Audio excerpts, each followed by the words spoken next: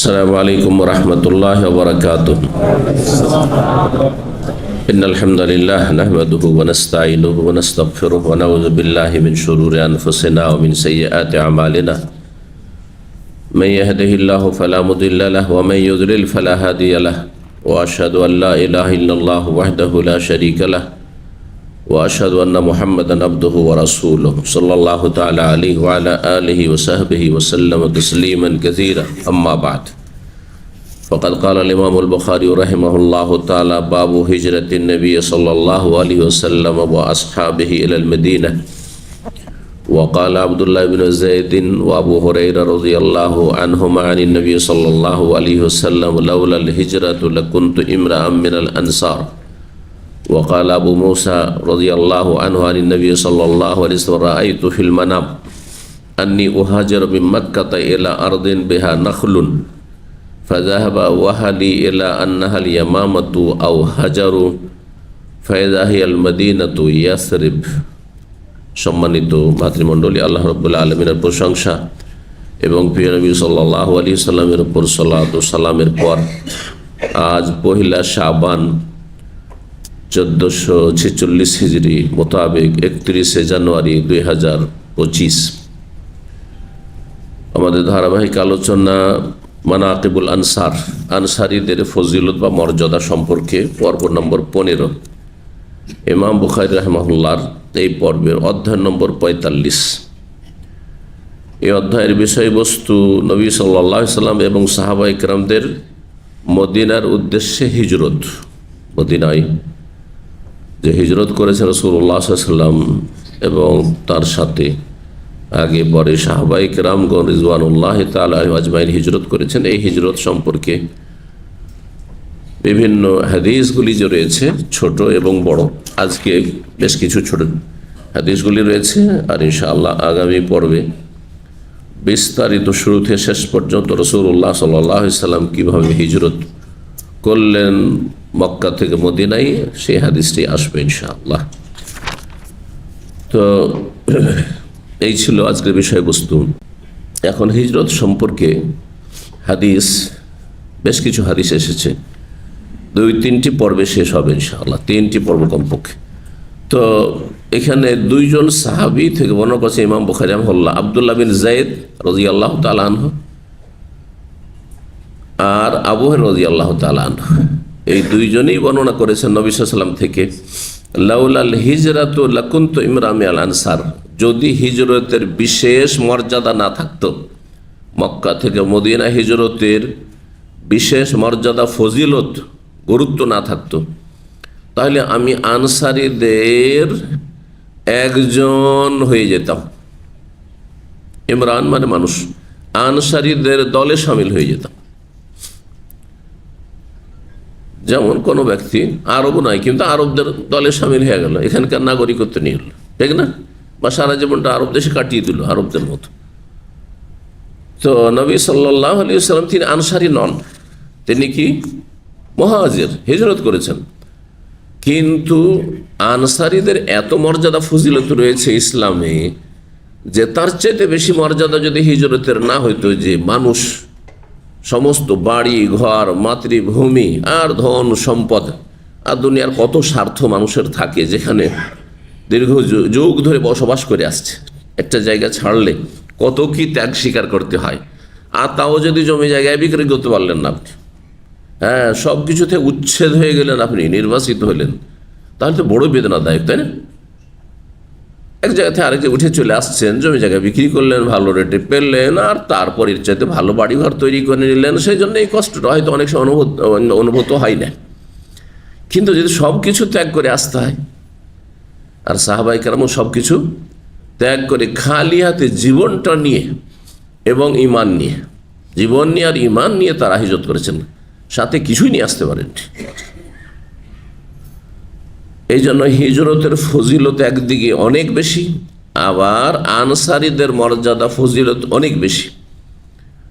তো নবী সাল্লাল্লাহু আলাইহি ওয়াসাল্লাম আকাঙ্ক্ষা করে বলেছেন যে হিজরতের একটা বিশেষ ফজিলত মর্যাদা যদি না থাকতো, আমি অন্য কোনো কিছু যদি হইতাম, যে আমি মুহাজির নই, তাহলে আনসারীদের দলে শামিল হয়ে যেতাম। আনসারীদের মর্যাদা হাসিলের জন্য। আবু মুসা আশআরী রাদিয়াল্লাহু তাআলা আরেকটি হাদিস বর্ণনা করেছেন, নবী সাল্লাল্লাহু আলাইহি ওয়াসাল্লাম থেকে তিনি বলেন, রাআইতু ফিল মানাম, রাসূলুল্লাহ বলছেন আমি স্বপ্নে দেখলাম, আন্নী উহাজিরু মিন মক্কাতা ইলা আরদিন বিহা নাখলুন, আমি মক্কাতুল মুকাররমা থেকে এমন এক অঞ্চলে হিজরত করছি যেখানে খেজুর বাগান রয়েছে। নাখলুন, খেজুর বাগান বিশিষ্ট এলাকায়। খেজুর বাগান আরব দেশে কয়েকটি জায়গায় রয়েছে, শুধু মদিনায় নয়। এক হচ্ছে মদিনায়, আর একটি হচ্ছে কে বলতে পারেন দেখি, আল হাসা কাছে আছে, আপনার বলেন আল হাসা, ঠিক, যার নাম হাজার, এই যে হাজার, এখানে এসছে হাজার শব্দটি। তখন আল হাসান নামও ছিল না, হুফুফ নামও ছিল না, এগুলো পরে নামগুলো আবিষ্কার হয়েছে। হ্যাঁ, কিন্তু তখনকার নাম ছিল হাজার। তো এই হাজার খেজুর বাগান ছিল এখানে আল হাসে। আর কাসিমে এখন তো আছে, কিন্তু 1400 বছর আগে ছিল কিনা নবী সাল্লাল্লাহু আলাইহি ওয়াসাল্লাম কাসিমের কথা উল্লেখ করেননি। কিন্তু আরেকটি এলাকায় এখনো খেজুর বাগান আছে যথেষ্ট, সেই জায়গার কথা উল্লেখ করেছে রাসূলুল্লাহ, সেটা হচ্ছে আল খারজ, যার প্রাচীন নাম ছিল ইয়ামামা। এই যে ইয়ামামা এখানে এসছে। তো নবী সাল্লাল্লাহু আলাইহি ওয়াসাল্লাম স্বপ্নে দেখলেন যে এমন অঞ্চলে আমি হিজরত করছি যেখানে খেজুর বাগান আর বাগান, বাগান আর বাগান। তো নবী সাল্লাল্লাহু আলাইহি ওয়াসাল্লাম চিন্তা করলেন, ফাযাহাবা ওয়াহালি, মানে স্বপ্নে।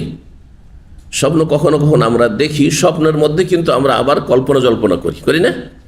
স্বপ্নে কোনো কিছু দেখছেন, তারপরে ওতেই কল্পনা করছেন, হ্যাঁ, এগুলো হয়। রাসূলুল্লাহ স্বপ্ন তো ওহী, আমাদের মতো নয়। আমাদের স্বপ্নে হতে পারে আল্লাহর তরফ থেকে ফেরেশতার মাধ্যমে, তাহলে তো ভালো স্বপ্ন। সুসংবাদ মুমিনের জন্য বুশরাল মুমিন, হাদিসে রয়েছে সুসংবাদ। ভালো স্বপ্ন মুমিন দেখে, দিনদার ধার্মিক লোকেরা দেখে, কিন্তু সব সময় নয়। কখনো শয়তানও সুযোগ নিতে পারে, কারণ আমরা শয়তান থেকে নিরাপদ বা সুরক্ষিত নই, যতই পরেজগার হয়ে যান না কেন। কিন্তু আমাদের স্বপ্নের একটা ভাগ হচ্ছে, একটা অংশ আল্লাহর পক্ষ থেকে সুসংবাদ, বুশরা। কারণ স্বপ্নে যদি আপনি ভালো কিছু দেখেন যেটা সামনে ঘটবে আর সেটা দেখছেন, তাহলে এটি সুসংবাদ, সুসংবাদ, এটি অগ্রিম। আর কখনো কখনো স্বপ্ন হয় শয়তানের পক্ষ থেকে মুমিন ভালো মানুষকে কষ্ট দেওয়ার জন্য। অনেক কষ্ট দেখছেন, আজকে আমার অমুক প্রিয়জন মারা গেছে, আমার ছেলে মারা গেছে, আমার মেয়ে মারা গেছে, আল্লাহ না করে, আমার মা মারা গেছে, বাবা, এই গত সপ্তাহে এক লোক পেরেশান হয়ে গেছে, ওর বাবা মারা গেছে। আরেকজন বলছে আমি নিজেই মরে গেছি। কোনো পেরেশানি কিচ্ছু নেই, এগুলো শয়তান কষ্ট দিচ্ছে। তারপর এইরকম স্বপ্ন যদি, যেটা কষ্টদায়ক, সেটা কারো সামনে বর্ণনা করবেন না। বর্ণনা করলে ঘটে যেতে পারে, বর্ণনা করলে ঘটে যেতে পারে। খারাপ লাগছে স্বপ্ন, শয়তান অনিষ্ট থেকে আল্লাহর কাছে আশ্রয় কামনা করেনি সেই খারাপ স্বপ্ন থেকে, আর চুপচাপ থেকে যান। তো রাসূলুল্লাহ সাল্লাল্লাহু আলাইহি ওয়াসাল্লাম বলছেন, ফাযাহাবা ওয়াহালি, মানে আমার চিন্তা চেতনা, ওয়াহাল মানে খেয়াল, মনে যা খেয়াল আসে, আমার খেয়াল চলে গেল কোন দিকে, যে আন্নাহাল ইয়ামামা, এই জায়গায় যে জায়গায় আমি হিজরত করব মক্কা ছেড়ে, সেটা হয়তো ইয়ামামা, আল খারজ এলাকা, আল খারজ রিয়া, যেগুলোকে একই এলাকা বলা হয়তো, সেই জন্য হ্যাঁ ইয়ামামা, রিয়াজকেও ইয়ামামা বলা হচ্ছে, কাছে 40-50 কিলোমিটার দূরত্ব আল খারজ থেকে রিয়াদ। আও হাজার, অথবা আমি চিন্তা করলাম যে যদি খারজ না হয়, ইয়ামামা না হয়, তাহলে সেটি হাজার মানে আল হাসা এলাকা হিজরত করব। কিন্তু যখন হিজরতের হুকুম হইল, এটা তার চিন্তা ছিল কার? নবী সাল্লাল্লাহু আলাইহি ওয়াসাল্লামের। তাহলে আম্বিয়া রসুলগণের সব চিন্তাই যে বাস্তব হবে তা হইতে পারে না। চিন্তা, কল্পনা জল্পনা অনেক কিছুই করতে, তাই না? কল্পনাতে আপনি ভাবছেন ভবিষ্যৎ যে আমি এই হব, এই করব, কিন্তু আল্লাহ তা করেননি আপনাকে, আমাকে। অনেকের কল্পনা ছিল যে আমি জেনারেল লাইনে লেখাপড়া করব, ডাক্তার হবো, ইঞ্জিনিয়ার হব, কিন্তু আল্লাহ ওকে চেয়েছে তোকে আলেম করব, হয়ে গেছে। অনেকের বিপরীত হয়েছে, তাই না? অনেকে ভাবছে আমি শিক্ষিত হব, সে অশিক্ষিত, মূর্খ হয়ে থেকে গেছে, এগোতেই পারেনি। অনেকে পড়াশোনাতে আগ্রহ নেই, কিন্তু আল্লাহ বলছে তোকে পড়াবো তো ছাড়বো। এমন পরিস্থিতি তৈরি করলো যে লেখাপড়া করার কোনো উপায় নেই, এমন পরিবেশ তৈরি হয়ে গেল।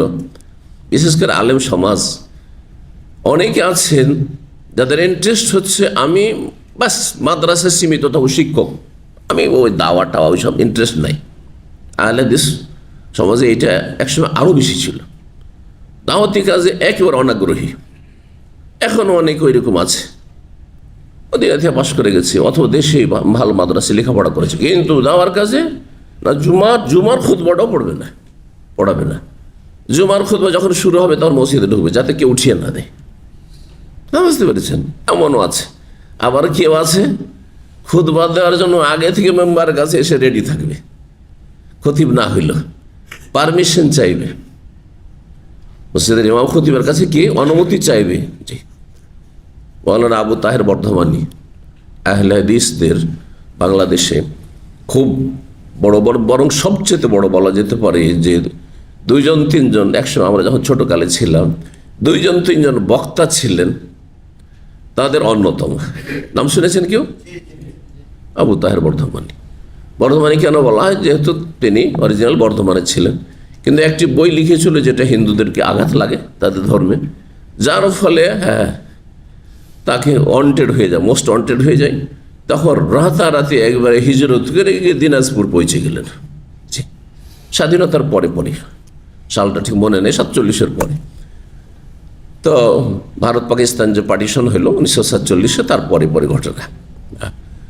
তো ওই যে চলে গেলেন, ওনাকে কাছে থেকে দেখেছি, একটা বক্তব্য সরাসরি শুনেছি, আমাদের মাল্লাহে এসেছিলেন একবার। আর ওনার বই অনেকগুলি লিখনি পড়েছে। উনি পীরদের জমদূত ছিলেন, পীরদের সম্পর্কে অনেক বই লিখেছেন। পীরতন্ত্রের আজব লীলা। আমি ছাত্র জীবনে যখন 12-13 বছর বয়স বাংলা বই অনেক পড়তাম, এই বইগুলি পড়েছিলাম। জি, তার একটি বই আছে, বইগুলোর নাম আজব নাম, গিরেওয়ালা ব্যাম্বু। বুঝলেন তো?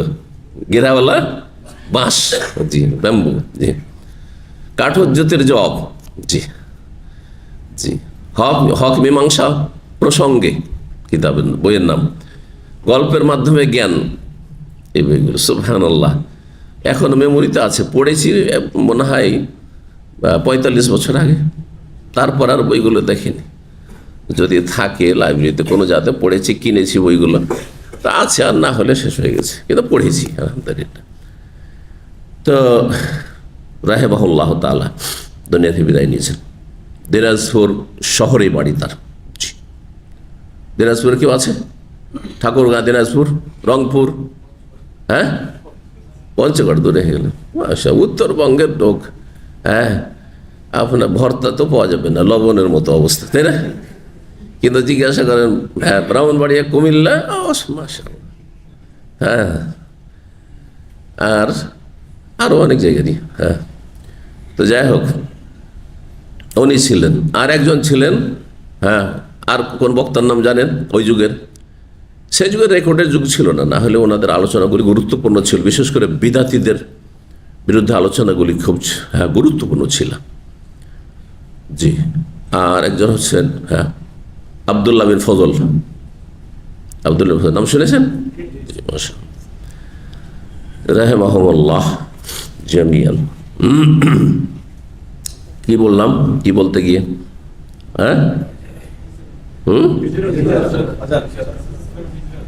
হাজার থেকে এখানে কেন গেলাম? বক্তাদের এখানে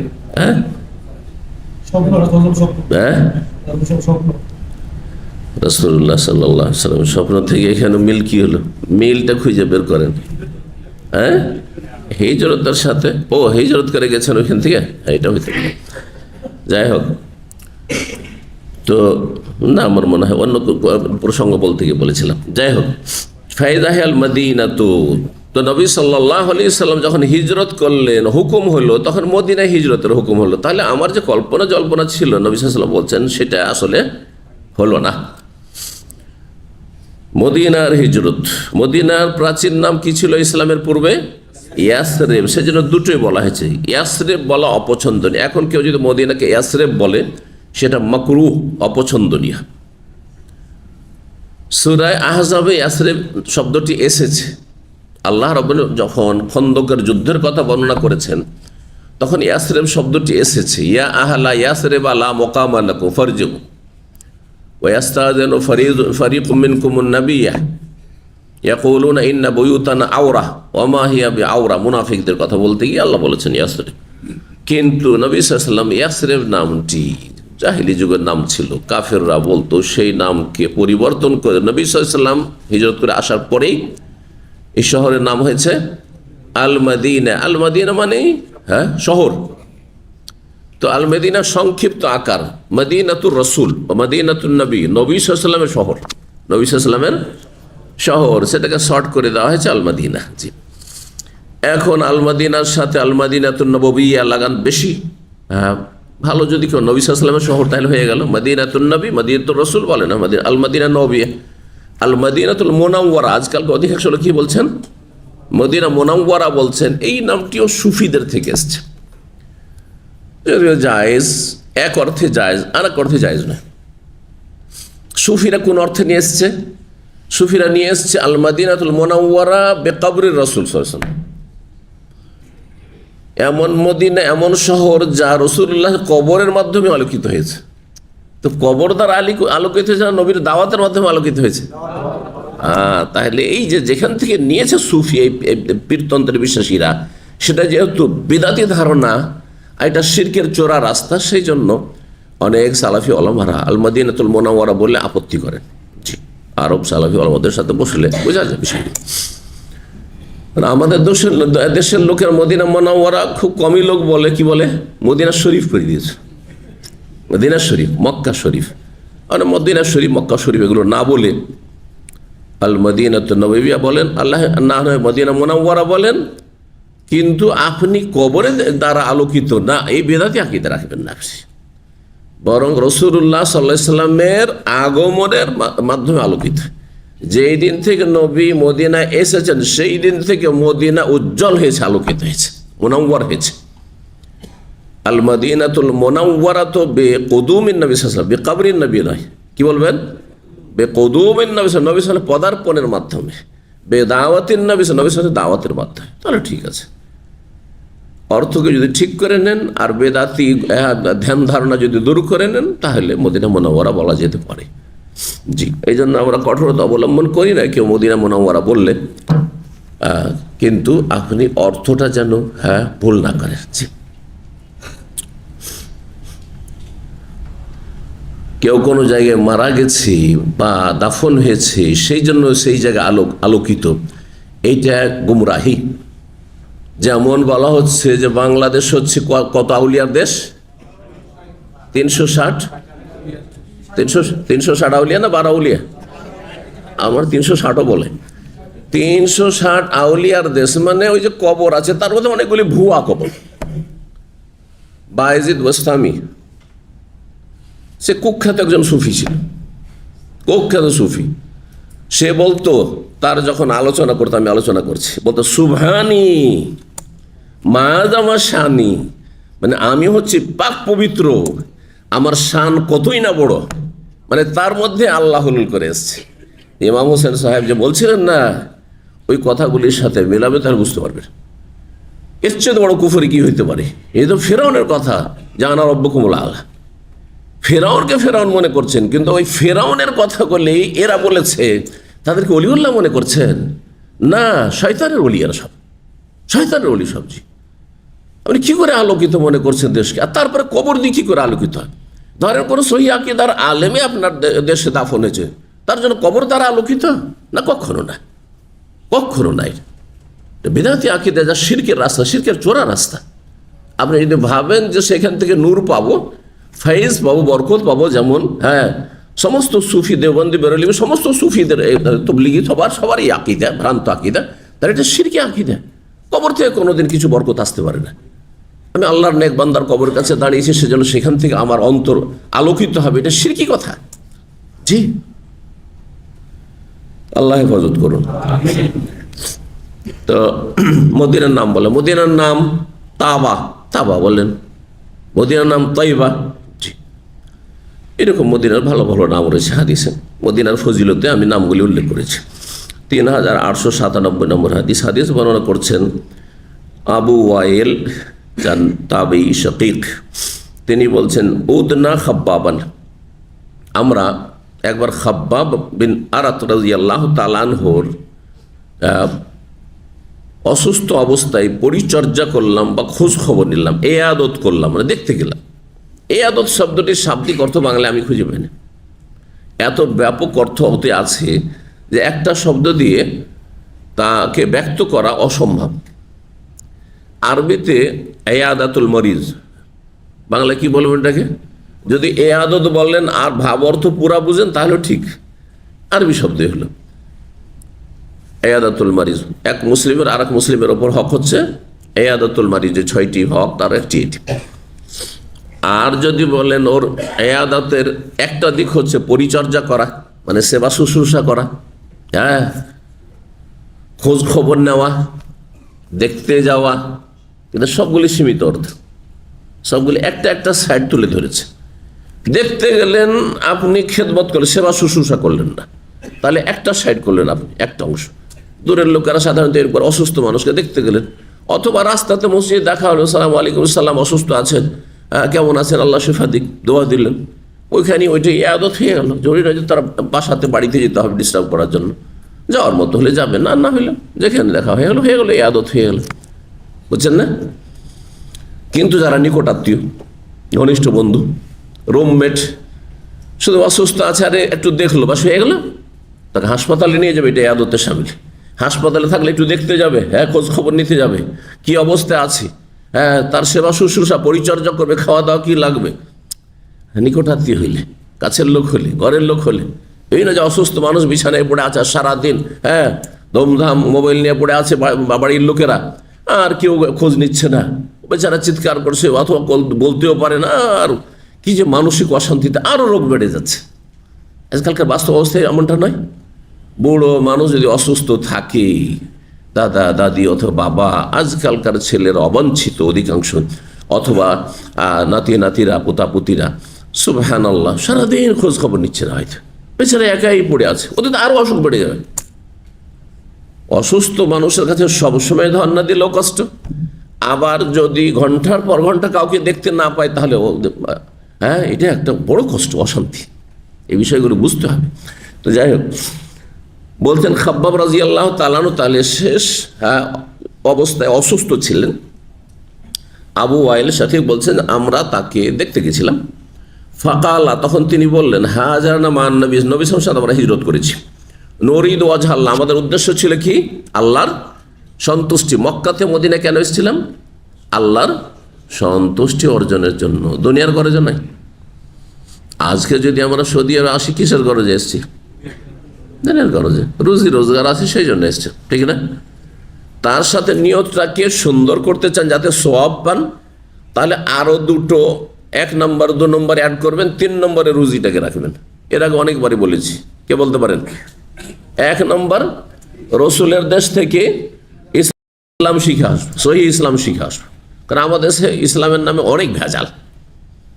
বিশুদ্ধ ইসলামটা শিখে আসবে, তার নিয়তটা ভালো হয়ে গেল আপনার, যে আপনি বাংলাদেশ থেকে এখানে হিজরত করে এসেছেন, যদি অস্থায়ী হিজরত, একটি প্রবাস জীবনটা হচ্ছে এটা এক ধরনের হিজরত, কিন্তু অস্থায়ী হিজরত, স্থায়ী নয়। হ্যাঁ, তো এটা 1 নম্বর সুন্দর হয়ে গেল। এলেম নিয়ে গেলেন এখান থেকে, সবচেয়ে বড় সম্বল। দিনদারি নিয়ে গেলেন, পরেশগান নিয়ে গেলেন, ভালো মানুষদের সাথে উঠা বসা করে। 2 নম্বর হচ্ছে হজ উমরা নিয়ে গেলেন, ওইটাও নিয়ত করলেন। 3 নম্বরে, আল্লাহ আমি এসছি রুজি রোজগারের জন্য, হালাল রুজি নেব, আমি হারাম নেব না। এখানেও হালাল খাবো, হালাল উপার্জন করব, হারাম নিয়ে যাব না এখান থেকে, এইটাও আপনার সৎ নিয়ত। কারণ অনেকে আসছে, হালাল হোক আর হারাম হোক, 6 লাখ 7 লাখ 10 লাখ খরচ করে এসছি, রাতারাতি উঠেইতে হবে, যার ফলে সব রকম ব্যবসা করছে, সব রকম কারবার করছে অসৎ লোকেরা। না, আপনি ওই অসৎদের দলে সামিল হবেন না আপনি।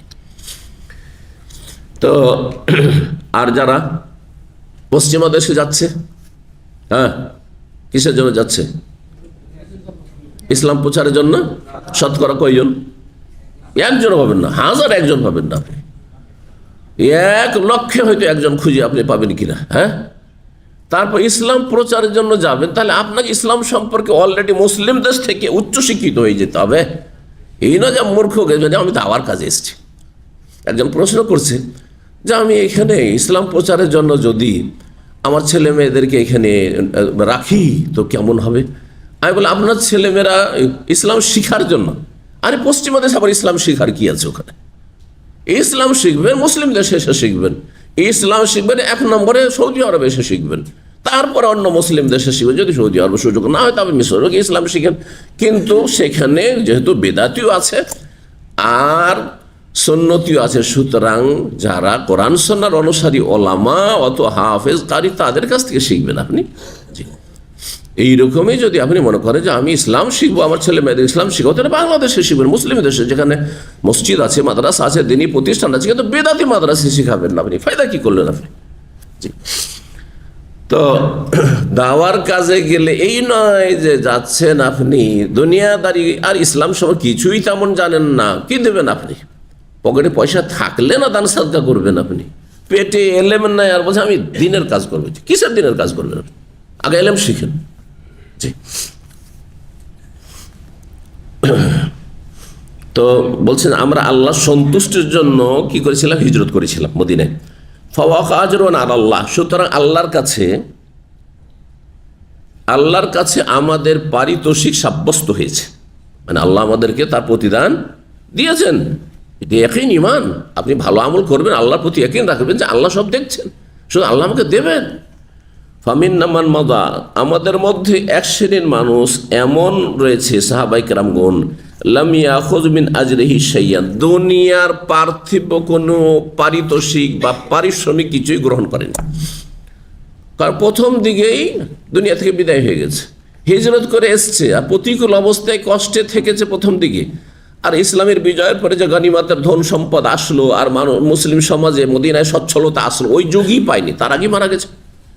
তাহলে কষ্ট তো করেছে কিন্তু কোনো বেনিফিট পায়নি, লাভ কিছু পায়নি, দুনিয়ার স্বার্থ পায়নি। তাহলে পুরোটাই কিন্তু আল্লাহর কাছে আখেরাতে পাবে, কিন্তু সবটাই আখেরাতে পাবে।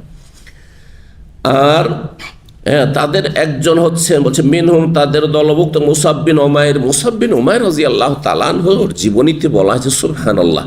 প্রথম কথা, অত্যন্ত সুন্দর সুঠাম মানুষ ছিলেন এবং দেখতে রাসূলুল্লাহ সাল্লাল্লাহু আলাইহি ওয়াসাল্লামের আকার আকৃতির সাথে খুব একটা মিল ছিল।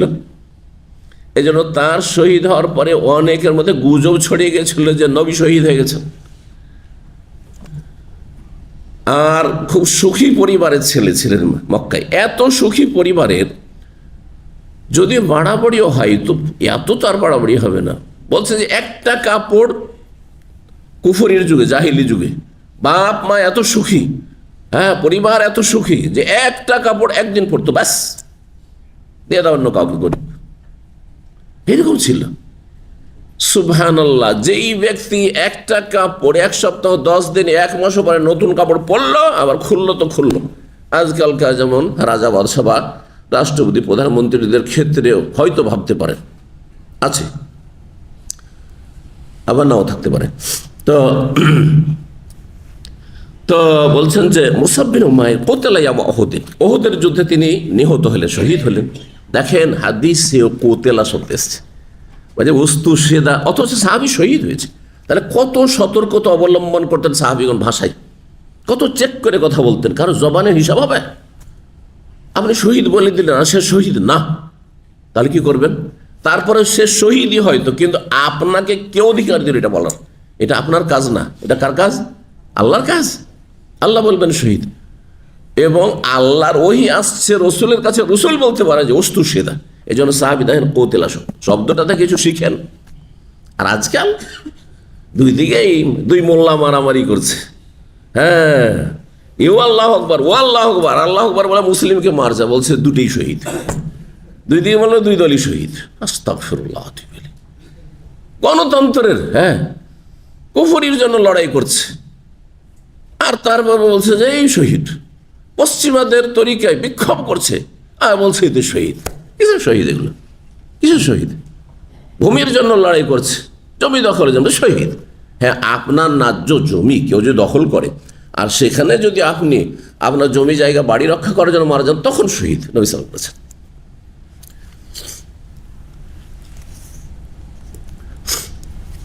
তো বলছেন যে ওহুদের দিনে তিনি শহীদ হয়েছেন। ও তারাকা নামেরাতান, সুবহানাল্লাহ, ইসলাম কবুলের পরে দরবেশী জীবন। সুবহানাল্লাহ বলছেন, একটি শুধু তার কাছে চাদর আছে, কিছু নেই, গোটা শরীরে একটি চাদর। তার একটা চাদরে মানুষ নিজের ইজ্জত কেমন করে ঢাকে।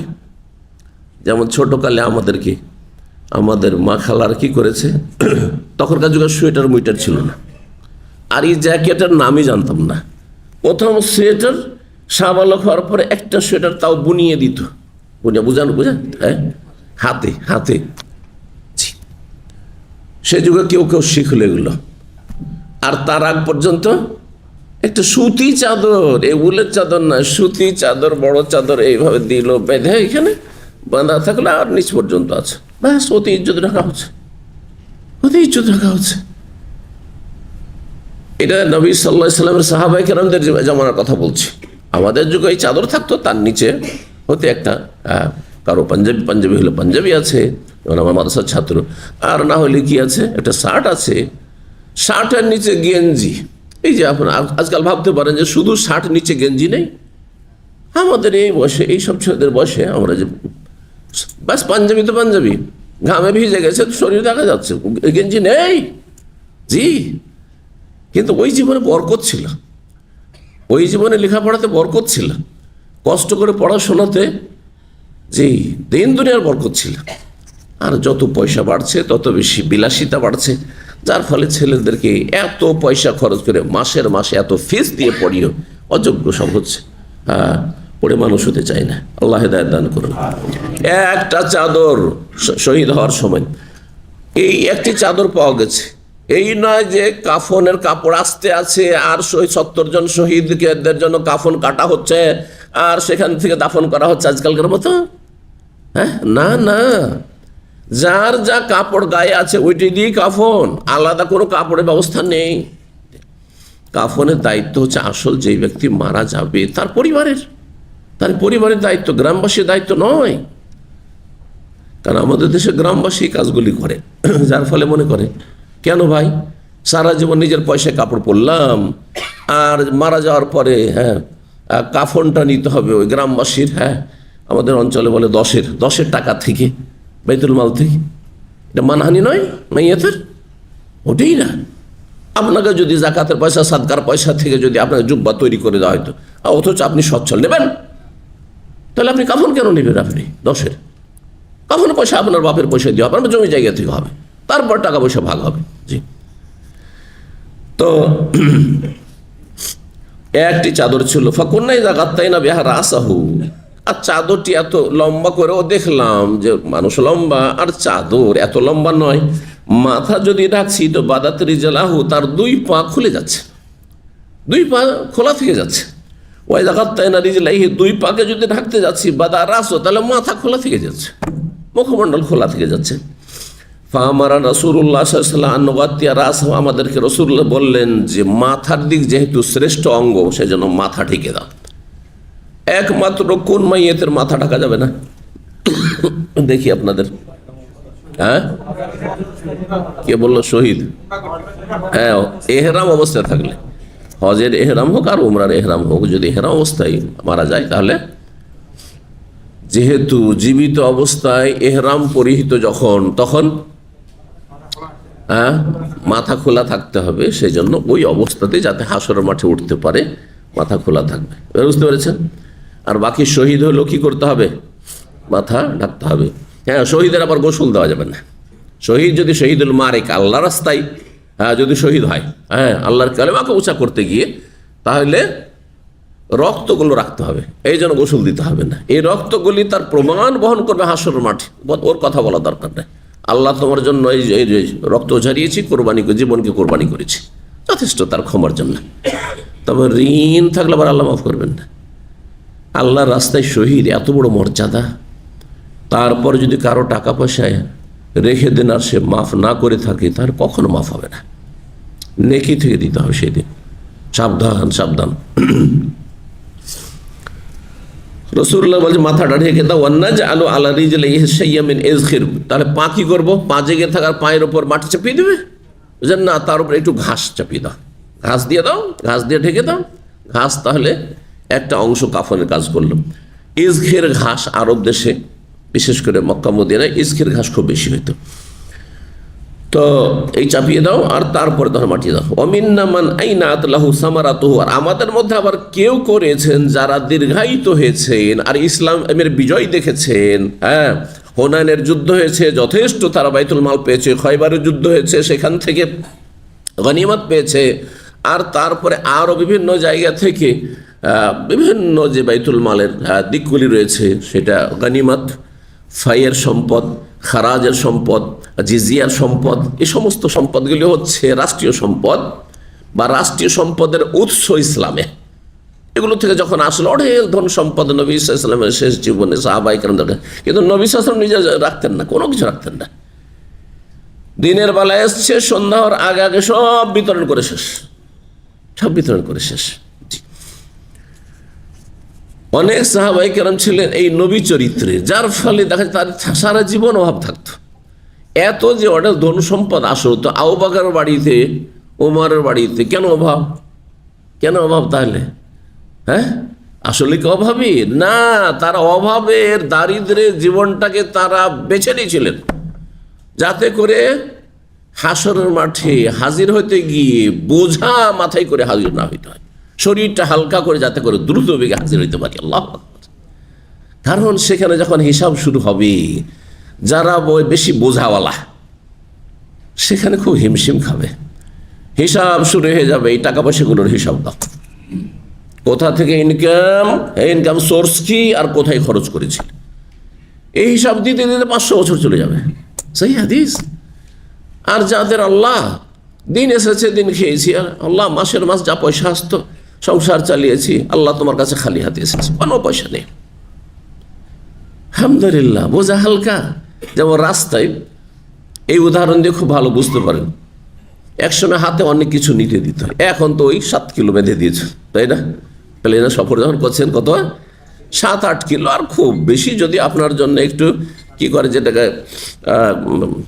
আপনাকে ছাড় দেয়, তাহলে সেটা হচ্ছে 10 কিলো, তার বেশি নয়। কিন্তু এক সময় মদিনা ইউনিভার্সিটিতে পড়েছি, এই হাতে একটা 20 কিলো, এই হাতে একটা 20 কিলো, ওটাইতে পারি না।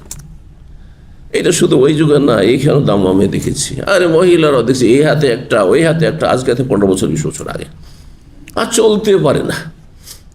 গিয়ে প্লেনে উঠবে, বেচারাদের মহিলা পুরুষ কত যে কষ্ট হচ্ছে। আমি অনেক সময় দেখেছি যে আমার হাত হালকা আছে, একটাই শুধু আছে, আর মহিলা মানুষ উঠতে পারে না, দিয়ে দাও, এটা আমাকে দিয়ে দাও বা দিয়ে দেন, আমি নিয়ে গিয়ে এগিয়ে দিলাম। যে এটা আমার উত্তম চরিত্র, আমি চেষ্টা করি এরকম, যে একটা লোকের কষ্ট হচ্ছে, বুড়ো মানুষ অথবা বুড়ি মানুষ, বয়সিক অথবা মহিলা মানুষ, যা হেল্প করে দিলাম। এই চরিত্রগুলো থাকতে হবে, কারণ যেমন কর্ম তেমন ফল। আপনি আজকে কার উপকার করবেন, কালকে রবা আপনার খেদমতের জন্য কাউকে নিয়োজিত করবে। জি, এটাই হচ্ছে দুনিয়ার নাম। দুনিয়া আরবিতে প্রবাদ রয়েছে, কামাতুদ্দিন, তোদান, কামাতাদিন তোদান, যেমন কর্ম তেমন ফল, যেমন আচরণ করবেন আল্লাহ ওই রকম আচরণ আপনার সাথে আমার সাথে করবেন। পরোপকারী হওয়ার চেষ্টা করবেন।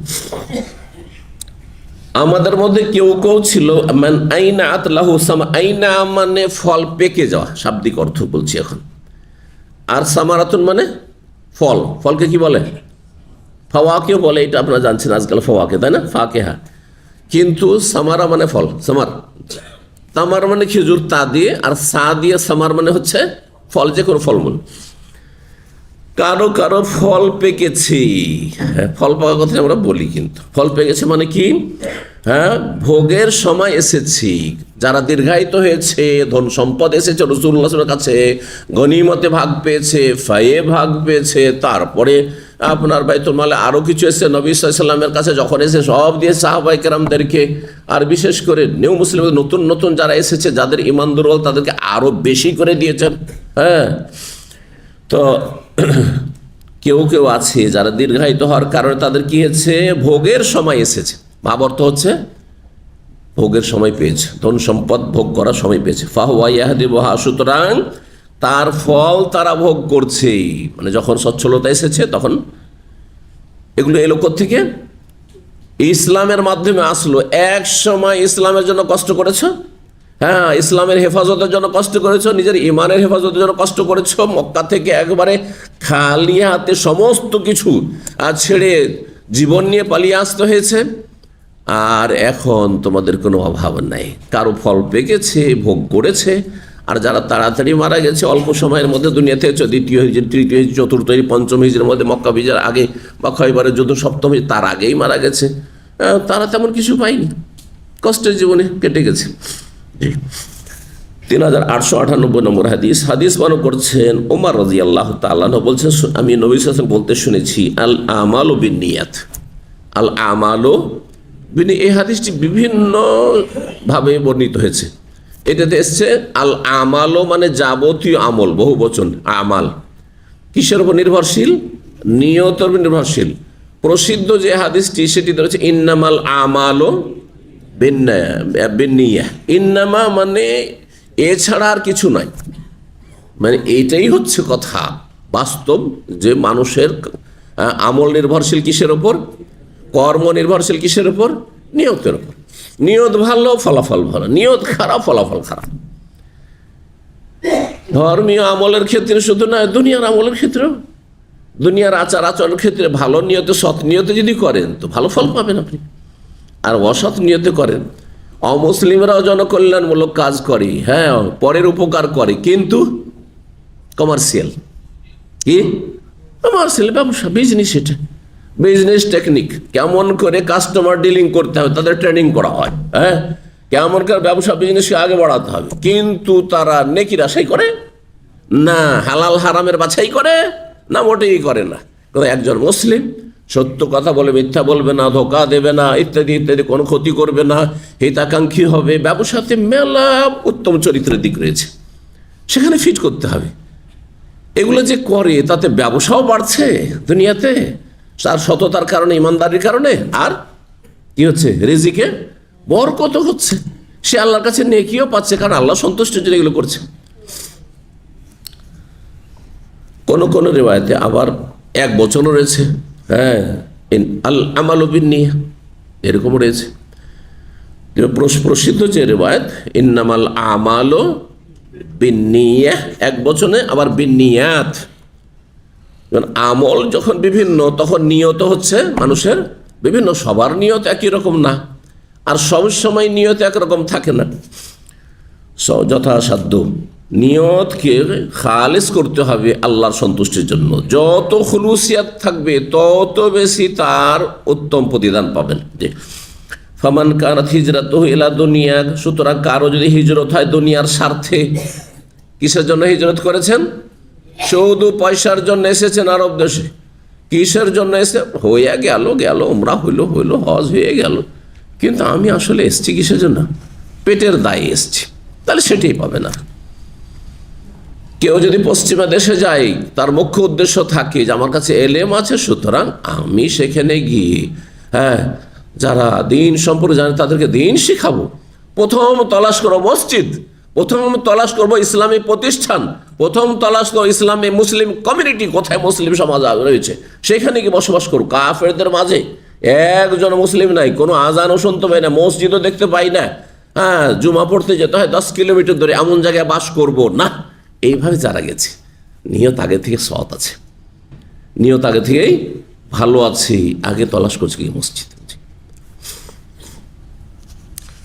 বলছেন যে দুনিয়ার স্বার্থে কেউ যদি হিজরত করে, ইউসিবহা, সেটা অর্জন করার জন্য, আও ইমরাতিন, অথবা কোন নারীর উদ্দেশ্যে যদি হিজরত করে, কিসের জন্য? কারো, হ্যাঁ, প্রেমে লিপ্ত হয়ে গেছে। একজন পাকিস্তানি এসে 8-10 বছর আগের কথা বলছি, এসে বলছে যে আমি অস্ট্রেলিয়া বিয়ে করব। তা আমি বললাম, অস্ট্রেলিয়া কেন বিয়ে করবেন আপনি? আমাকে যেহেতু বলছে এসে, অস্ট্রেলিয়া কেন বিয়ে করবেন আপনি? তো বলছে যে আমি, সেই যুগে স্কাইপের যুগ ছিল, স্কাইপ বুঝেন? তখনকার যুগে এইসব হোয়াটসঅ্যাপ কিছু ছিল না, এইসব ছিল না, সোশ্যাল মিডিয়া যতগুলি তেমন কিছুই ছিল না। তো বলছে তার সাথে আমার যোগাযোগ হয়েছে, আর আমি তাকে খুব পছন্দ করি, শুধু তাকে আমি বিয়ে করব।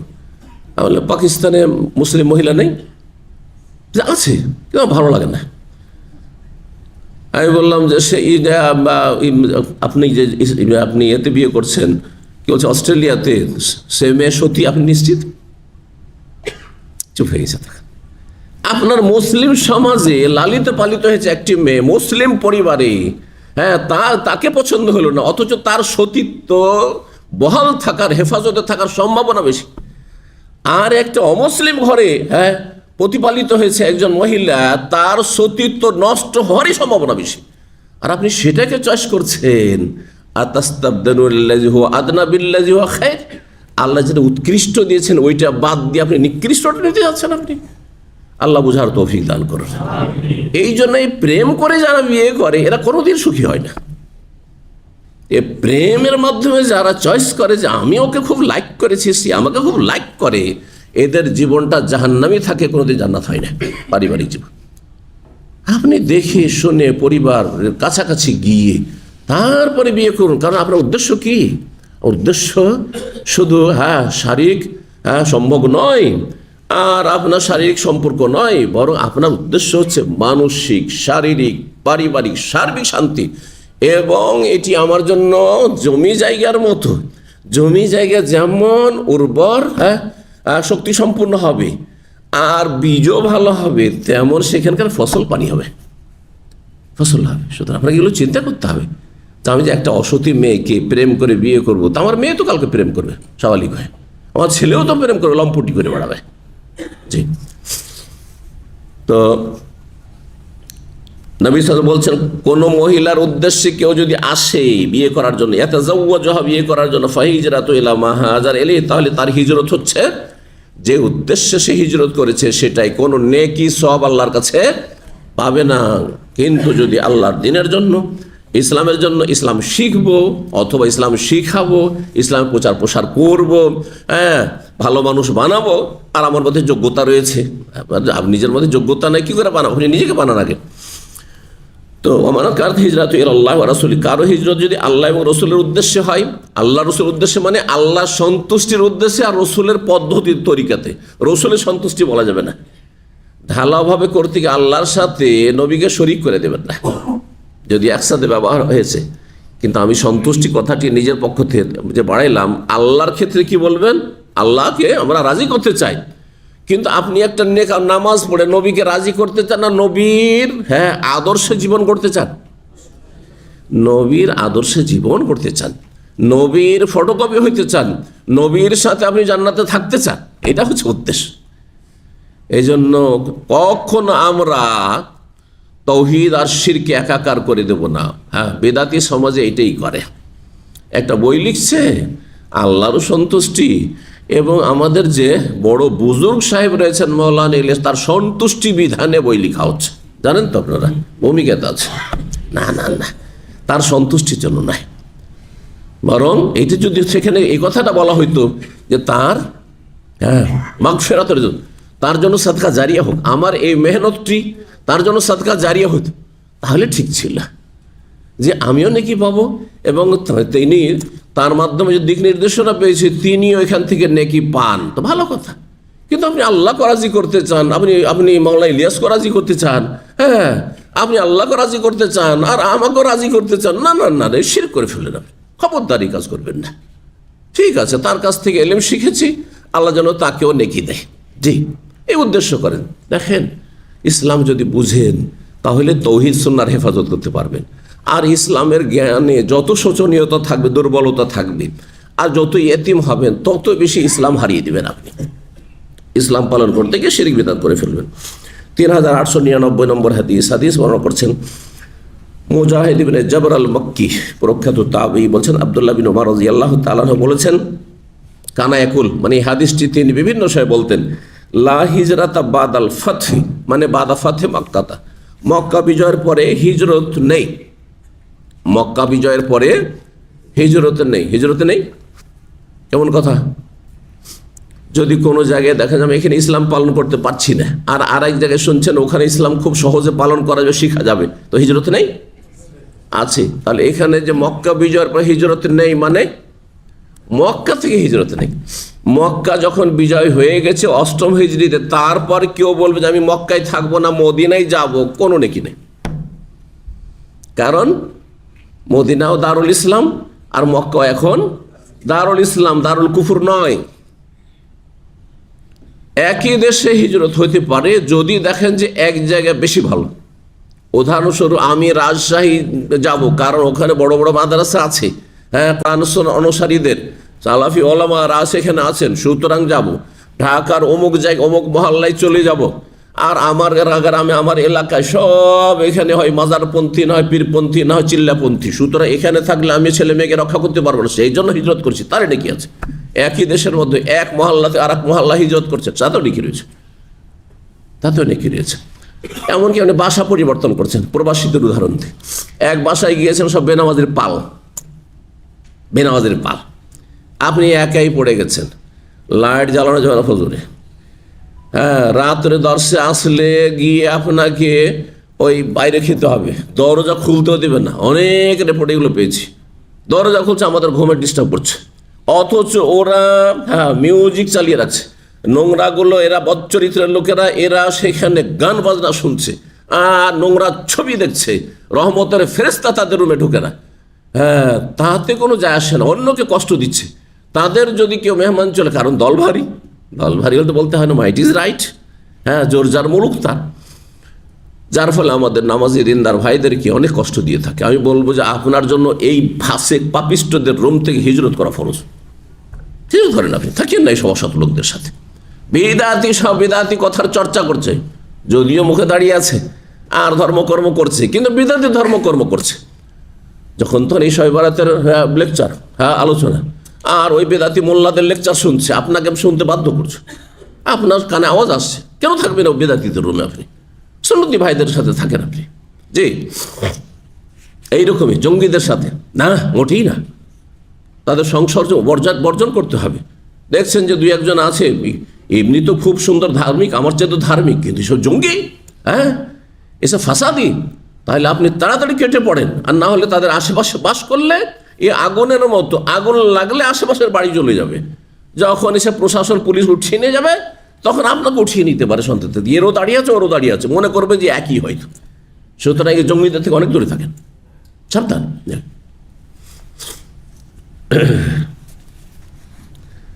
মক্কা বিজয়ের পরে হিজরতে নেই। 3900 নম্বর আরেকটি ব্যাখ্যা করা হয়েছে, মক্কা বিজয়ের পরে অন্য জায়গা থেকে এক জায়গা থেকে আরেক জায়গায় হিজরত থাকলেও মক্কা থেকে মদিনার যে হিজরতের ফজিলত ছিল ওই ফজিলত নেই। বুঝলেন ব্যাখ্যাটি? সাহাবীরা মক্কা ছেড়ে মদিনা হিজরত করেছেন, রাসূলুল্লাহ হিজরত করেছেন, তাতে যে নেকি পেয়েছেন, আপনি বেদাতি এলাকা ছেড়ে আপনি সুন্নতি এলাকায় হিজরত করবেন, তাতে ওই নেকির আশা করি অতটা নেকি নেই, অত বড় নেকি নেই, কিন্তু নেকি আছে, নেকি আছে। লা হিজরাতা কামিলাতান, তাহলে লা হিজরাতা কামিলাতান বাদাল ফাতহি, বাদা ফাতহি মক্কা। তো মক্কা বিজয়ের পরে ওই রকম পরিপূর্ণ হিজরত নেই, যে পরিপূর্ণ হিজরত হচ্ছে সাহাবায়ে কেরামদের, মুহাজিরিনদের মক্কা থেকে মদিনার হিজরত। 3900 নম্বর হাদিস বর্ণনা করছেন আয়েশা রাদিয়াল্লাহু তাআলা বলছেন যে আতাবি নবী রাবাহ তাবেই বলছেন জুরতু আয়েশা, আমি মা আয়েশা রাদিয়াল্লাহু তাআলা আনহার জিয়ারত করলাম, মানে তার সাথে দেখা করলাম, মা ওবাইদ বিন ওমাইর লাইসির সাথে। ফাসালনাহা, তাকে জিজ্ঞাসা করি হিজরত সম্পর্কে। ফাকালাত, তখন মা আয়েশা বললেন লা হিজরাতা লিয়াউম, আজকাল আর হিজরত নেই, সব তো মুসলিম, চারিদিকে মুসলিম, তো হিজরত আর কিসের? তাহলে কানাল মুমিনু ইয়াফিরু আহাদুম বিদীনিহি ইলাল্লাহি তাআলা ওয়া ইলা রাসূলিহি, মুমিনরা প্রথম যুগে তারা নিজের দিন নিয়ে পলায়ন করত, ঈমান ইসলাম নিয়ে পলায়ন করত রক্ষা করার জন্য আল্লাহর উদ্দেশ্যে, আল্লাহ সন্তুষ্টির উদ্দেশ্যে, এবং রাসূলুল্লাহর কাছে, যে রাসূল চলে গেছেন মদিনায়, আমরা মদিনায় চলে যাই, এই জন্য হিজরত ছিল। আর মক্কা ইসলাম পালন করা সম্ভব হচ্ছে না মক্কা বিজয়ের আগে। তারপরে বলছেন যে কিসের জন্য?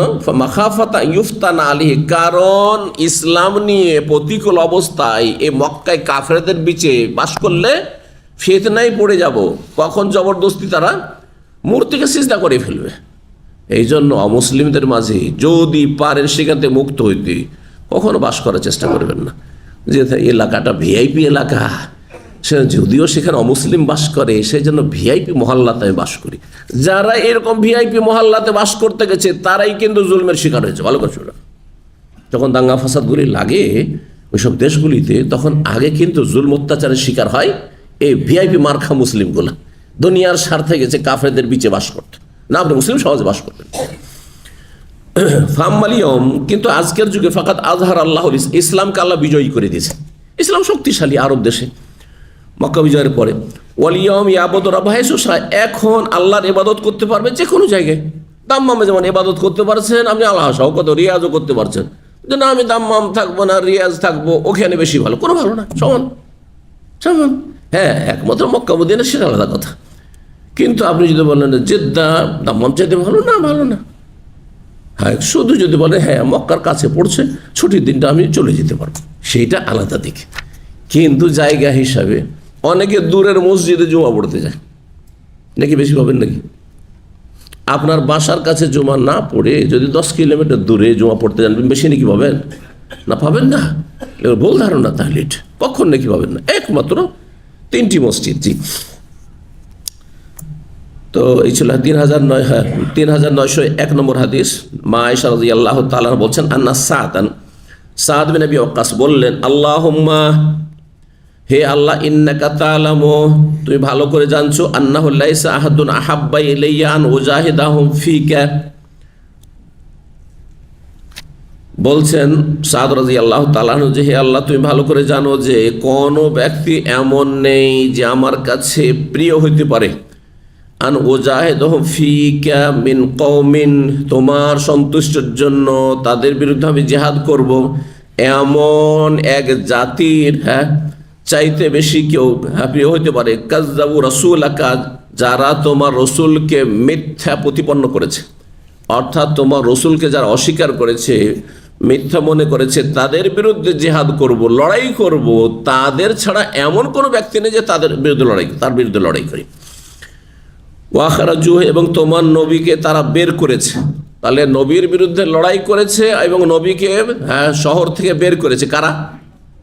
মক্কার কাফেরা। তাহলে মক্কার কাফের হচ্ছে এক শ্রেণীর কাফের, আর অন্য অঞ্চলের কাফের যারা নবীকে মক্কা থেকে তাড়ায়নি, তারাও কাফের, কিন্তু নবীকে মক্কা থেকে তাড়ায়নি তারা, কারণ তারা মক্কাবাসী নয়। তাহলে কে বড় অপরাধী? মক্কার কাফেররা বেশি বড় অপরাধী, মক্কার কাফেরগুলো বেশি বড় অপরাধী।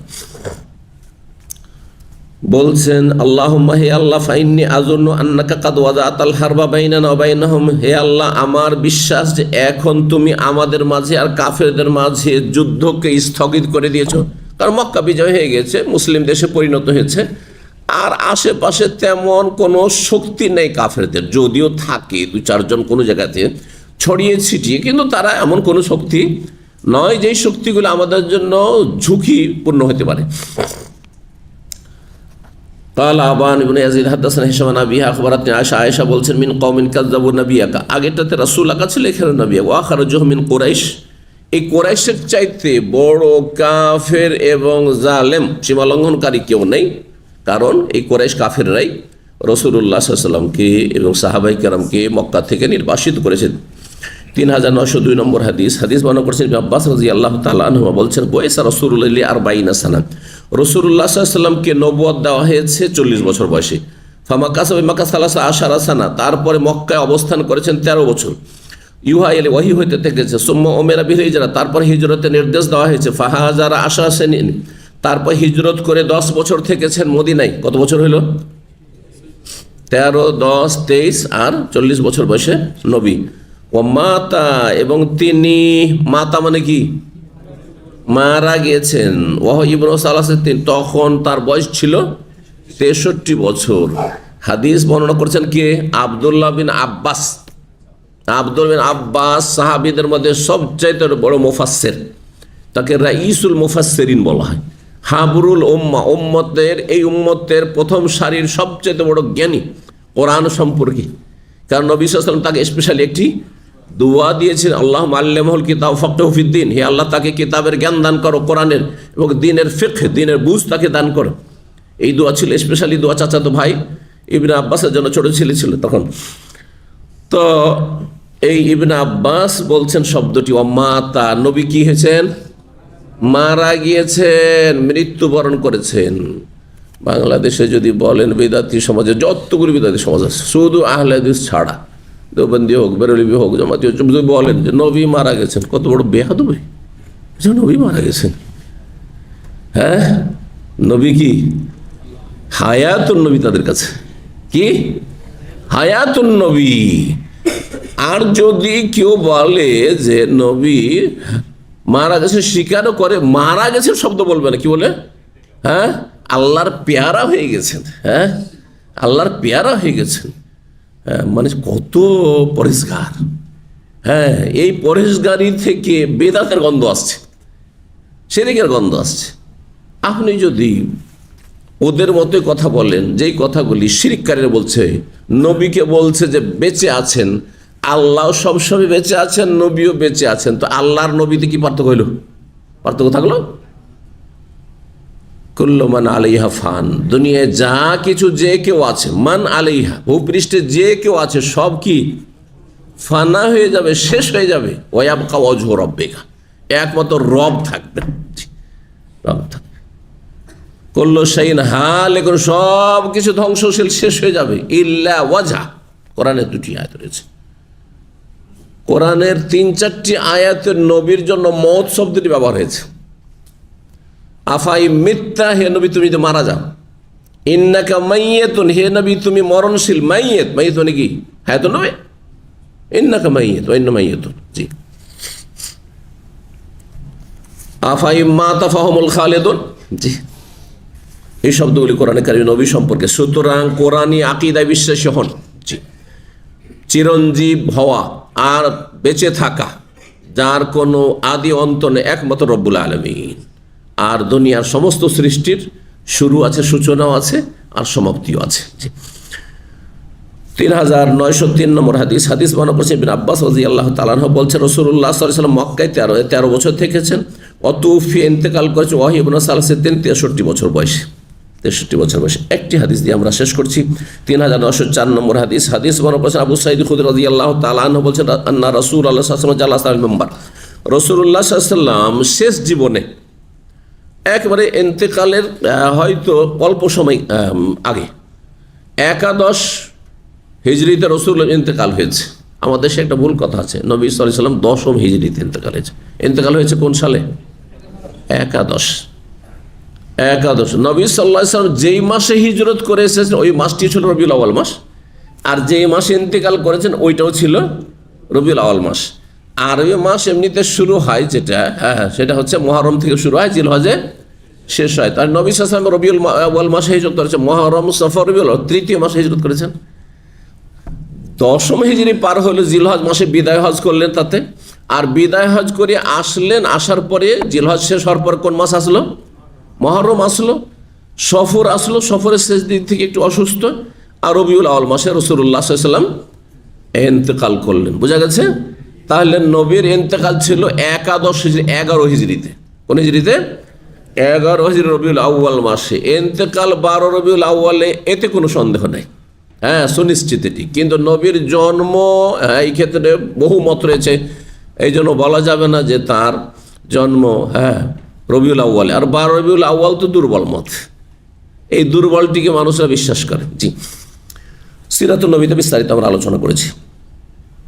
তো রাসূলুল্লাহ সাল্লাল্লাহু আলাইহি ওয়াসাল্লাম শেষ সময়টাই ওই 11 হিজরিতে হজ করে আসার পরে মেম্বারে চাপলেন, আর একটা বক্তব্য দিলেন, ভাষণ দিলেন।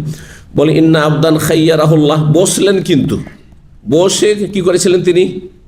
জালাসা, মেম্বারে বসলেন, তার বসে বসে তিনি খুতবাটি দিয়েছিলেন, বসে বসেই ভাষণটি দিয়েছিলেন। এটি জুমার খুতবা ছিল না। জুমার খুতবার আসল হচ্ছে দাঁড়িয়ে দিতে হবে। জুমার খুতবা কি করতে হবে? দাঁড়িয়ে। কোনো ওলামাদের কাছে ওয়াজিব দাঁড়িয়ে দেওয়া, আর কিছু কিছু ফুকাহাদের ইখতিলাফ রয়েছে, কিছু কিছু ওলামাদের কাছে সেটি হচ্ছে সুন্নাতে মুআক্কাদা। কেউ দাঁড়িয়ে দিতে পারবে তারপরে বসে থাকবে, এটা মোটেই উচিত নয়। বরং যদি কন্টিনিউ বসে থাকা, যেমন ধরেন প্রতিবন্ধী ধরনের খতিব, দাঁড়াইতে পারেন না, আর বসে বসে ও বছরকে বছর খুতবা দিচ্ছে, এমন লোকের খতিব না হওয়া উচিত, এমন লোকের খতিব না হওয়া উচিত। দলিল জানেন? আল্লাহ সূরা জুমা, একটি সূরার নাম হচ্ছে সূরা জুমা, তাত ওয়াতারা কুকা কায়েমা, তোমাকে তারা দাঁড়ানো অবস্থায় ছেড়ে দিয়ে চলে গেল। ওই যে বাজারে যখন গম এসছে সামদেশ থেকে, তাহলে বোঝা গেল যে জুমার খুতবার আসল হচ্ছে কি করতে হবে? দাঁড়িয়ে খুতবা দিতে হবে। কিন্তু মেম্বারের ওপর যদি অমনি ভাষণ হয় বা স্টেজে, যেমন এখানে কেউ দাঁড়িয়েও বলতে পারে, আবার বসে বলতে পারে। এখানে যদি কেউ বলে যে না না না না, বসে দিলে ভালো লাগে না, দাঁড়িয়ে দিতে হবে। কিছু কিছু বক্তা আছে বা আলোচক আছে যারা দাঁড়িয়ে দেওয়াকে পছন্দ করে, আর কিছু কিছু বক্তা আছে দাঁড়িয়ে দেওয়া পছন্দ করে না। আমাকে যদি কোনো জায়গায় বলে যে দাঁড়িয়ে দেবেন না বসে, আমি বললাম যে আধা ঘন্টার কম বক্তব্য হলে বসে দেবো, না দাঁড়িয়ে দেবো। আমি দাঁড়িয়ে বক্তব্য করতে পারবো, হ্যাঁ ধরেন 20 থেকে 30 মিনিট, আর তারপরে আমি কষ্ট করতে চাই না। আপনি যদি বলে 1 ঘন্টা বক্তব্য করতে হবে, তাহলে বসে, সোজা কথা, ঠিক না? আমি আমার অবস্থা বেশি বুঝছি আপনার চাইতে। তো রাসূলুল্লাহ সাল্লাল্লাহু আলাইহি ওয়াসাল্লাম বসে ভাষণ দিয়েছে, এটি জুমার খুতবা ছিল না। ফাকালা ইন্না আবদান খাইয়ারাহুল্লাহ বাইনা ইউতিয়াহু মিন যাহারাতিদ দুনিয়া মা শা ওয়া বাইনা মা ইনদাহু, জনৈক বান্দা, একজন বান্দাকে খাইয়ারাহুল্লাহ, আল্লাহ তাকে অধিকার দিলেন। আজকাল ইংরেজি ভাষাতে অপশন দেওয়া বলে, এই শব্দটা কিন্তু খুব সুন্দর শব্দ। এই অপশনের বাংলা একবার সূক্ষ্ম বাংলা হুবহু পাওয়া যায় না। আচ্ছা, বাংলাবিদরা বলেন, শিক্ষিত মানুষ, বাংলাদেশি স্কুলের ভাই, হ্যাঁ, অপশন, চয়েস, ইংরেজি হয়ে গেল, ইংরেজি টু ইংরেজি, কি আজব আজব তরজমা এটা। হ্যাঁ, অপশন ইংরেজি, আবার বলছে চয়েস। আমি চাইছি বাংলা। হ্যাঁ, না পছন্দ না, পছন্দ লাইক করা। হ্যাঁ, কি বিকল্প, অল্টারনেট। এই জন্য আমি খুব গবেষণা করেছি, আপনাদের বলাতে কাজ হবে না। যেমন এয়াদতের একটা শব্দ বাংলা নেই, ঠিক তেমনি অপশনের একটি শব্দ বাংলা নেই। কখনো অধিকারের অর্থে, এখানে সূক্ষ্ম হচ্ছে অধিকার। আল্লাহ অধিকার দিলেন, আমাকে অধিকার দেওয়া হলো যে আপনি এখানেও খেতে পারেন, আবার অফিসেও খেতে পারেন, আর যদি বলেন যে চলেন হোটেলে, এই যে হেঁটে, কি হলো, আমাকে এই অধিকার দেওয়া হইল, বাধ্য করা হলো যে এখানেই খেতে হবে। এটার নাম কি? অপশন। বুঝতে পারছেন না? তো খাইয়ারাহুল্লাহ, খেয়ার, এই জন্য আজকাল কম্পিউটারের ভাষায় ওপরে লেখা আছে, হ্যাঁ, অপশন যেখানে লেখা আছে ক্লিক করবেন, ওখানে খেয়ার, আরবি মিডিয়াম আমাদের যে এইগুলো করা আছে, ওতে খেয়ার লেখা আছে। খেয়ার মানে হচ্ছে অপশন, আরবিতে মানে চয়েস, আপনি কোনটা নিচ্ছেন আপনি। তো আল্লাহ রাব্বুল আলামিন জনৈক বান্দাকে অধিকার দিলেন, হ্যাঁ, দুটোর একটা গ্রহণ করার জন্য। কি? বাইনা ইউতিয়াহু মিন যাহারাতিদ দুনিয়া, যে আল্লাহ তাকে দুনিয়ার ভোগবিলাস দিতে চান। শাব্দিক অর্থ জাহারাতুন মানে ফুল, জাহারা মানে, জাহারা বা জোহরা মানে ফুল। তো দুনিয়ার ফুল মানে দুনিয়ার শোভা সৌন্দর্য, দুনিয়ার পার্থিব জীবনের শোভা সৌন্দর্য দিতে চান আল্লাহ রাব্বুল, মানে ধন দৌলত রাজত্ব হুকুমত যা চাও দিয়ে দেবো তোমাকে। আর স্বর্ণের পাহাড়, ওহদ পাহাড়কে স্বর্ণ বানিয়ে দেবো, যা চাইবে তাই পাবে তুমি, এটাও নিতে পারো। ও বাইনা মা ইনদাহু, অথবা তুমি আল্লাহর কাছে আখিরাতে যা চাইবে তাই পাবে। হ্যাঁ, যা চাইবে তাই পাবে। কোনটা নিতে চাও তুমি? আপনাদের যদি বলা হয় যে দুটোই চাই, তাই না? দুনিয়া কেন বাদ দেবো আর আখিরাতি কেন বাদ দেবো? যেহেতু আমি মুসলিম, ধার্মিক মুসলিম, তাই না? মানে দুনিয়া ছাড়ছেন না আপনি। কিন্তু নবী সাল্লাল্লাহু আলাইহি ওয়াসাল্লাম, কিন্তু নবীর কথা এখনো বলা হয়নি, কিন্তু আমি বলে দিলাম, আবদান, জনৈক বান্দা, একজন বান্দাকে আল্লাহ কি করলেন? অধিকার দিলেন যে তো দুনিয়ার ভোগ বিলাস চাও, হ্যাঁ, সুখের খুশিকর জীবন, শোভা সৌন্দর্য, নাকি তুমি আখিরাতে উচ্চ স্থান চাও? ফাখতারা মা ইনদাহু, তখন তিনি পছন্দ করে নিলেন আল্লাহর কাছে যে মহাপুরস্কার রয়েছে আর সবচেয়ে সুখময় জীবন, সেটিকে পছন্দ করে নিলেন। এই কথা শুনে, এই ভাষণের একটা অংশ শোনার সাথে সাথে লোক অনেক বসে আছে। আবু বকর সিদ্দিক রাদিয়াল্লাহু তাআলা আনহু কাঁদতে শুরু করলেন। কেউ কাঁদছে না, কারণ বুঝতে পারছেন না, বুঝলে কাঁদবে কিসের? হ্যাঁ, প্রতিক্রিয়া কখন হয়? কান্না, হাসা, এটা প্রতিক্রিয়া, তাই না? অনেক সময় আমরা গল্প করি আর সবাই হাসছে, একজন হাসছে না, তার মানে কি? ও বুঝেই নি আসলে, বুঝলে না হাসবে, তাহলে যে প্রতিক্রিয়া আপনি দেখাবেন হাসি বা কান্না, তার জন্য বিষয়টা তাইলে বুঝতে হবে। কেউ বুঝতে পারেনি, আবু বকর বুঝতে পেরেছেন। ওয়াকাল, আর বললেন, ফাদাইনা কাবি আবাইনা উম্মাহাতিনা, আপনার ওপর হে আল্লাহ রসুল আমাদের বাবা মাকে আমরা উৎসর্গ করছি, কুরবান করছি। ফাজিবনা লাহু, তার কান্না দেখে সাহাবীরা বলছে আমরা অবাক হয়ে গেলাম। যারে ওয়াকাল্লান নাস, আর লোকেরা তো আলোচনা সমালোচনা শুরু করে দিল, আরো না বুঝলে যেটা হয়, না বুঝলে যেটা হয় আলোচনা সমালোচনা শুরু করে দিল। বলছে ওনজুরু ইলা হাজার শেখ, এই মুরব্বীকে দেখো, শেখ মানে এখানে বয়সের শেখ, তাদের মধ্যে মুরব্বী তিনি ছিলেন। এই মুরব্বীকে দেখো, ইউখবিরু রাসূলুল্লাহ আন আবদিন, কোনো একজন বান্দা সম্পর্কে রাসূলুল্লাহ সাল্লাল্লাহু আলাইহি ওয়াসাল্লাম একটি সংবাদ দিচ্ছেন যে খাইয়ারাহুল্লাহ, তাকে আল্লাহ অধিকার দিয়েছেন, বাইনা আইয়ুতিয়াহু মিন যাহারাতে দুনিয়া, দুনিয়ার শোভা সৌন্দর্য নেবে, ও বাইনা মা ইনদাহু, নাকি আল্লাহর কাছে মহাপুরস্কার সেটা নেবে। ওয়াহুয়া ইয়াকুলু, আর সে কাঁদছে আর বলছে ফাদাইনা কাবি আবাইনা উম্মাহাতিনা, আমাদের বাবা আমাদের মা পূর্বপুরুষ যারা সব আপনার জন্য কোরবান হোক, উৎসর্গ হোক, এই কথা বলছে আর কাঁদছে। বিষয়টা অন্যরা কিছুই বুঝতে পারেনি, কিন্তু আবু বকর বুঝে এনেছেন। কি বুঝেছেন? সময় নেই, আল্লাহর কাছে তাড়াতাড়ি চলে যাবে রাসূলুল্লাহ সাল্লাল্লাহু আলাইহি সাল্লাম। আরে আর বিলম্ব নেই, কয়েকদিনের মধ্যে ছেড়ে চলে যাবেন। তাহলে শেষ সময় রবিউল আউয়াল মাসেই হয়তো ছিল, 12 রবিউল আউয়াল ইন্তেকাল, তার আগেই হয়তো অসুস্থতার মধ্যেই ভাবলেন যে আমি একটু আলোচনা করি, ভাষণ দিই। বলছেন ফাকানা রাসূলুল্লাহ ওয়াল মুখাইয়ার, আসল বিষয়টি ছিল যে রাসূলুল্লাহ সাল্লাল্লাহু আলাইহি সাল্লামকে এই অধিকার দেওয়া হয়েছিল। অধিকারভুক্ত ব্যক্তি বা অধিকার প্রাপ্ত ব্যক্তি ছিলেন রাসূলুল্লাহ সাল্লাল্লাহু আলাইহি ওয়াসাল্লাম, ওই জনৈক বান্দা যাকে বলে তিনি হচ্ছেন রাসূল।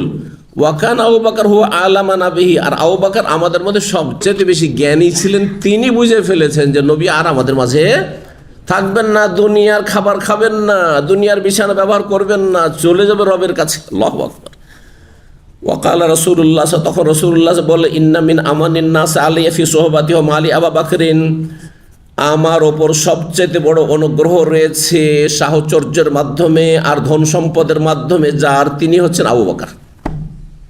হ্যাঁ, সবচেয়ে বড় সঙ্গী হয়ে যিনি আমার ওপর এহসান করেছেন, অনুগ্রহ করেছেন, আর ধন সম্পদ লুটিয়ে দিয়ে যিনি এহসান অনুগ্রহ করেছেন, তিনি হচ্ছেন আবু বকর। ওয়ালাউ কুনতু মুত্তাখিযান খালিলান মিন উম্মতি, আমার উম্মতের কাউকে যদি আমি অন্তরঙ্গ বন্ধু হিসাবে গ্রহণ করতাম, লাত্তাখাযতু আবু বকর, তাহলে আবু বকরকে অন্তরঙ্গ বন্ধু হিসাবে আমি গ্রহণ করতাম। ইল্লা খুল্লাতাল ইসলাম, তবে ইসলামের বন্ধুত্ব বা ভ্রাতৃত্ব রয়েছে। অন্য রিওয়ায়াতে খুল্লা শব্দটি, অন্য রিওয়ায়াতে রয়েছে ওয়ালাকিন উখুওয়াতুল ইসলাম ওয়া মাওয়াদ্দাতুহু, প্রসিদ্ধ রিওয়ায়াত এটি। তবে ইসলামিক ভ্রাতৃত্ব আর ইসলামের যে ভালোবাসা, সেইটা উচ্চ পর্যায়ের, কার জন্য রয়েছে? আবু বকরের জন্য রয়েছে।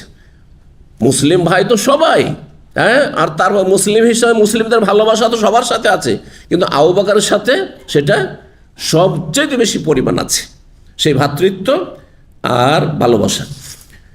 তারপরে একটি বিশেষ ছাড় ফজিলত দিলেন কাকে? আবু বকরকে। বলেন লা ইয়াবকায়ান্না ফিল মসজিদে খাওখাতুন, মসজিদে কোনো ছোট দরজাগুলি থাকবে না, অবশিষ্ট থাকবে না, ইল্লা খাওখাতু আবি বকর, একমাত্র আবু বকর সিদ্দিক রাদিয়াল্লাহু বাড়ির সামনে যে ছোট্ট দরজাটি রয়েছে সেটি খোলা থাকবে। খাওখা বলা হয় আল বাবুস সাগির, ছোট্ট দরজা, এমন দরজা যে দরজা তো আছে কিন্তু তার কোনো পাল্লা নেই, দরজার ওপর কোনো পাল্লা বা বন্ধ করার কোনো সিস্টেম নেই, ছোট দরজা। বড় দরজাগুলোতে কি থাকে? এইরকম পাল্লা আছে, লকের ব্যবস্থা আছে, বন্ধ করার ব্যবস্থা আছে, কিন্তু ছোট্ট একটি দরজা। আর মসজিদ নবী যখন প্রথম তৈরি হয় তখন থেকে শুরু করে একবারে শেষ আমল পর্যন্ত, 10ম হিজরি পর্যন্ত মসজিদ নবীর অবস্থা কী ছিল? যে চারিদিকে সব মহল্লা আর সাহাবায়ে কেরাম বাস করছেন, মুহাজির আনসার, যার যার বাড়ির সামনে আসছেন, আর ওই দিক দিয়ে ঘুরে আসতে হবে ওইসব ছিল না। বাস সরাসরি সবার বাড়ির সামনে একটা করে রাস্তা, সবার বাড়ির সামনে ছোট ছোট রাস্তা আছে, দরজা আছে, মসজিদ নবীতে ঢুকে পড়ছেন, এই করছিলেন। ওতে হয়তো কি যে মসজিদ অনেক সময় সুরক্ষিত থাকে না, কখনো কোনো কিছু ঢুকে গেল, তো যার ফলে নবী সাল্লাল্লাহু আলাইহি ওয়াসাল্লাম শেষ আমলে বললেন যে কাজ করা হোক, এই ছোটোখাটো দরজা রাখা যাবে না, শুধু বড় দরজাগুলি থাক। এদিকে বাবু সালাম তো পরে হয়েছে, বাবুর রাহমা যেটা, এগুলো থাকবে। আর তারপরে ওইদিকে বাবে জিবরিল বা যে দরজাগুলি রয়েছে যেগুলো মেন দরজা, এগুলো থাকবে, দুই সাইডে দুটো দরজা, আর আপনার কিবলার বিপরীত দিকে একটি দরজা। এই ধরনের কিছু দরজা থাকবে, বড় দরজা।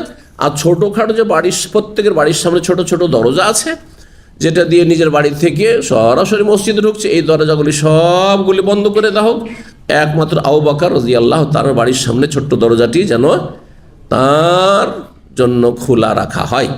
এটাকে খাওখা বলা হয়, বাপ বলা হয়। কি বলা হয়? খাওখা। এটি আছে কোথায়? এটি আপনি বাবুস সালাম তো বুঝেন, তাই না? বাবুস সালাম ওই অংশটুকু তো পরে তৈরি হয়েছে, নবী সাল্লাল্লাহু আলাইহি ওয়াসাল্লাম আমলের মসজিদে না। তারপরে বাবুস সালামের পরে যে দরজা, বড় দরজা, সেটার নাম বাবুর রাহমা। এটা বুঝেন? 2 নম্বর দরজা। 1 নম্বর দরজা হচ্ছে বাবুস সালাম, 2 নম্বর যে দরজা, এই 2 নম্বর দরজা, এটা বাবুর রাহমাত। ভিতর দিকে আসবেন, দেখবেন যে ছোট্ট একটি দরজার মতো ছিল, যেই জায়গায় লেখা আছে হাযিহি খাওখাতু আবি বকরিন সিদ্দিক রাদিয়াল্লাহু তাআলা।